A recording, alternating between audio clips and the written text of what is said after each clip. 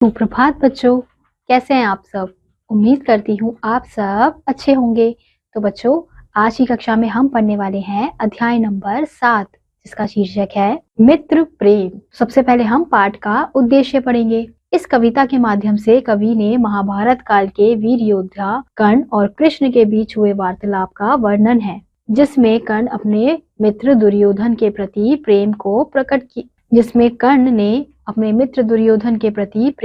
प्रकट किया है। इस कविता के माध्यम से कर्ण ने जो कृष्ण से कहा है दुर्योधन के मित्र के प्रति, तो उसे यहाँ पे दर्शाया गया है। तो कविता है, हे कृष्ण जरा यह भी सुनिए, सच है कि झूठ मन में गुनिए, धूलों में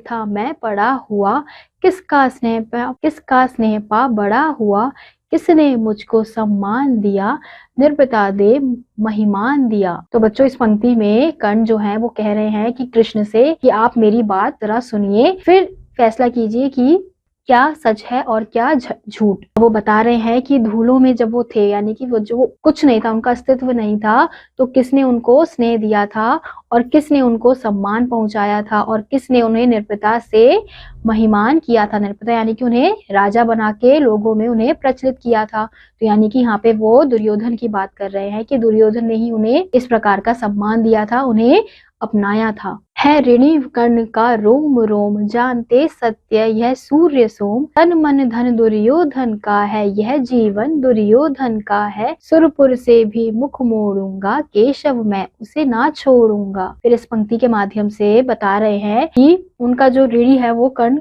रोम रोम मतलब जो उनका रोम रोम है वो किस पे ऋण है, दुर्योधन के मित्रता पे ऋण है, क्योंकि दुर्योधन ने ही उन्हें अपनाया है, उन्हें वो प्यार दिया है।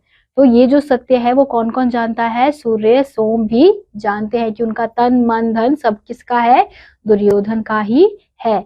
अब चाहे सुरपुर से भी मुख मोड़ूंगा, यानी कि अगर उन्हें स्वर्ग से भी मुख मोड़ना पड़े तो वो मोड़ने को तैयार हैं। केशव मैं उसे ना छोड़ूंगा। फिर इस पंक्ति में वो बता रहे हैं कि मैं चाहे जो भी हो जाए अपनी मित्रता यानी कि दुर्योधन को नहीं छोड़ूंगा। जिस नर की बाह गही मैंने, जिस तरु की चाह गही मैंने, उस पर नावार चल ले दूंगा, कैसे कुठार चल ले दूंगा, जीते जी उसे बचाऊंगा, या आप स्वयं कट जाऊंगा।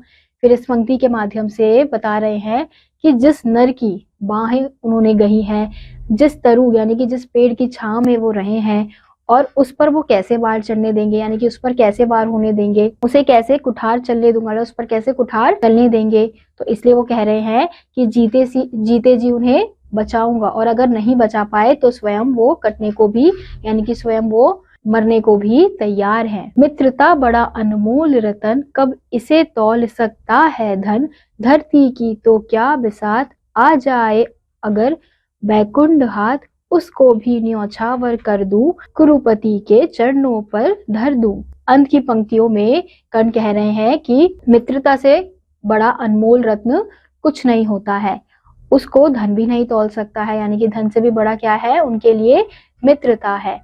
फिर धरती ही क्या, उनके अगर हाथ में बैकुंठ यानी कि स्वर्ग भी आ जाए तो उससे भी वो मुंह मोड़ लेंगे, उसको न्यौछावर कर देंगे। किसके लिए, अपने मित्र दुर्योधन के लिए। तो बच्चों, इस कविता में कर्ण ने अपनी मित्रता को बताया है कि उनकी मित्रता सभी चीजों से, यानी कि अगर उनके सामने स्वर्ग भी आ जाए, कोई भी आ जाए, धन आ जाए, दौलत आ जाए, कुछ भी आ जाए, वो अपनी मित्रता को कभी भी नहीं छोड़ेंगे। तो वो इस प्रकार की बातें, इस प्रकार की भावना कृष्ण के सामने प्रकट कर रहे हैं। तो इसी के साथ बच्चों, आज का यह अध्याय यहीं समाप्त होता है। उम्मीद करती हूँ आपको यह अध्याय समझ आया होगा। मैं आपसे मिलूंगी अगली कक्षा में, तब तक के लिए नमस्कार।